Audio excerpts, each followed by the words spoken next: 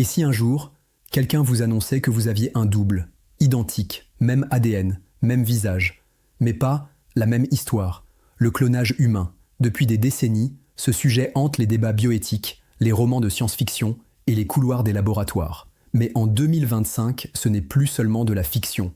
C'est une question de valeurs, de frontières et de conscience humaine. Le clonage, est-ce une avancée médicale ou une atteinte à ce qui fait de nous des êtres uniques ?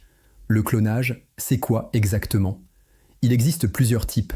Clonage reproductif, créer un être vivant génétiquement identique. Clonage thérapeutique, produire des cellules ou tissus pour soigner. Clonage moléculaire, copier des gènes, des bactéries en laboratoire.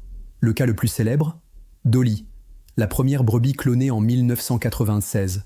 Depuis, on a cloné des vaches, des chats, même des singes. Mais cloner un être humain, c'est une autre histoire. Cloner un humain, c'est soulever une série de questions vertigineuses. Un clone est-il une personne ou une copie ? A-t-il les mêmes droits ? Est-il libre ou condamné à être l'autre ? Et si on créait un enfant uniquement pour sauver un frère malade ? Est-ce encore un être humain ou une pièce de rechange ? Qui est le parent d'un clone ? Son géniteur ? Son modèle ? Quelle place aurait-il dans une société fondée sur la filiation ? Ces questions ne sont pas que philosophiques, elles nous forcent à redéfinir l'humain, la liberté, la dignité. Mais il y a aussi des risques bien réels. Le clonage est dangereux, imprécis. De nombreux clones animaux souffrent de malformations ou ne survivent pas. Cela pourrait conduire à la marchandisation du vivant.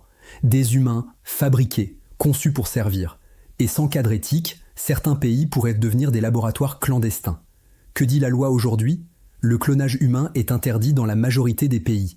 En France, au Canada, en Allemagne, c'est considéré comme un crime contre l'espèce humaine. Pourtant, certaines recherches continuent, discrètement, sous couvert de clonage thérapeutique. Et si un clone existait déjà, parmi nous, imaginons un monde où cloner un enfant serait légal. Serait-il responsable des actes de son original ?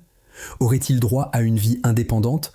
Pourrait-on cloner des génies, des soldats, des stars disparues ? Ces scénarios ne sont peut-être pas si lointains, et ils posent une seule vraie question. Sommes-nous prêts à jouer à Dieu ?